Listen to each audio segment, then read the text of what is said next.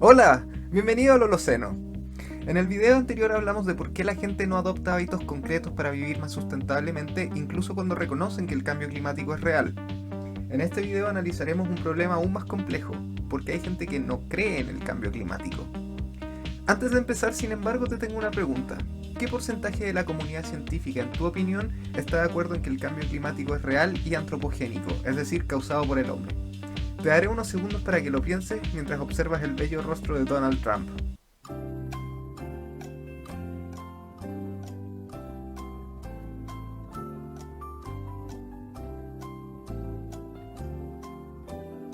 ¿Listo? Aquí vamos.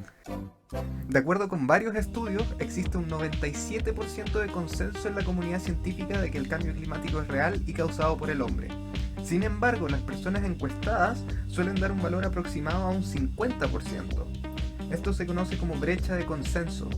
¿Por qué partimos con estos números?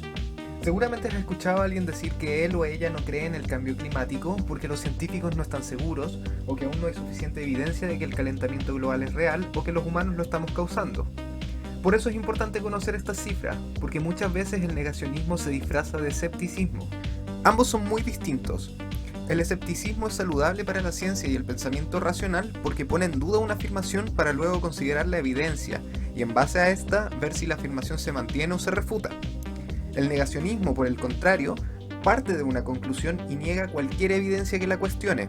Cuando un negacionista afirma que aún no hay suficiente evidencia para convencerlo de la postura contraria, esto es muchas veces un eufemismo para lo que en realidad está diciendo, que no importa cuánta evidencia haya en su contra, él no cambiará de creencia. Y con esto llegamos al problema central del negacionismo climático o de cualquier conocimiento convencional. Por mucho tiempo nos han dicho que hay personas que no creen en el cambio climático antropogénico, la efectividad de las vacunas o que la Tierra sea una esfera, porque no entienden la ciencia detrás de estos fenómenos. Sin embargo, hay muchos negacionistas que son destacados expertos en distintas áreas científicas. Según otro estudio, por ejemplo, a mayor conocimiento de ciencia entre los republicanos estadounidenses, mayor la posibilidad de que niegue el cambio climático. Si la negación del cambio climático antropogénico no se debe a una falta de comprensión de cómo funciona la ciencia, entonces ¿a qué se debe? Una respuesta nos la da el sociólogo Stanley Cohen, quien afirma que el negacionismo es un fenómeno social más que individual, un factor clave para mantener la cohesión de determinados grupos.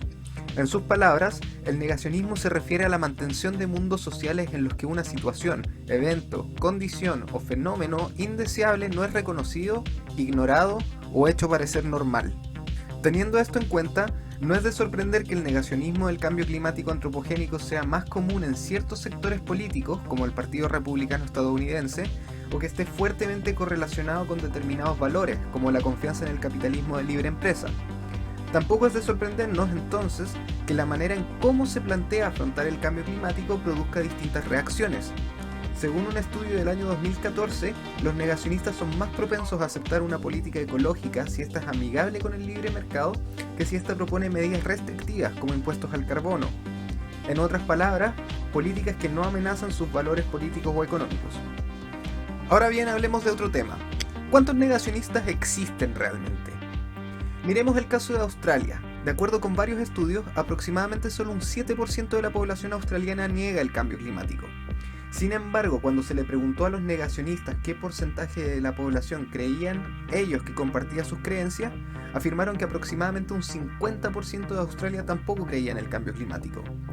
Por otro lado, el 45% de las personas que declararon estar convencidas del cambio climático subestimaron su propio número, creyendo que representaban solo el 40% de la población, y sobreestimaron a los negacionistas, creyendo que representaban a un 23% de la población. Esta falsa impresión de que los negacionistas son un porcentaje muy grande de la población se debe principalmente a dos razones. En primer lugar, una sobrerepresentación que reciben en los medios de comunicación. Estamos acostumbrados a ver debates televisivos en los que se enfrentan un defensor y un opositor de una idea cualquiera. Este fenómeno, conocido como sesgo de debate, puede llevar a creer a la gente erróneamente que la sociedad se divide equitativamente respecto de muchos temas en un 50% a favor y un 50% en contra. Así es como un 7% de la población puede creer que en realidad es el 50%.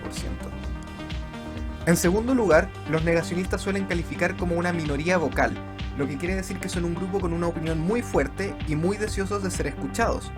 por lo que suelen comentar mucho más seguido en artículos o noticias en línea y también a ser muy enfáticos en sus posturas en la vida real. Esto lleva a que los negacionistas se vean como más numerosos a los ojos de los demás. Esto nos lleva a una última pregunta. ¿Cómo tratar con un negacionista? Nuestras creencias funcionan como un engranaje que nos permite comprender el mundo a nuestro alrededor. Si nosotros tratamos de remover una pieza del engranaje de otra persona, su comprensión completa del mundo se puede ver amenazada, por lo que esta persona seguramente se resistirá. Lo que es necesario entonces es reemplazar la creencia errónea, también llamada mito, por otra correcta que permita que la máquina siga funcionando. Para curar estos mitos, expertos de la Universidad de Queensland, Australia, llaman a utilizar un método llamado teoría de la inoculación, la cual utiliza la vacunación como una metáfora para cómo tratar con el negacionismo. De acuerdo con ellos, para prevenir brotes de negacionismo es necesario fortalecer el sistema inmune de la población mediante dos tratamientos. Por un lado, vitaminas, que vendrían a ser una explicación de la ciencia detrás del cambio climático, por qué sabemos que está ocurriendo, cómo lo medimos, etc.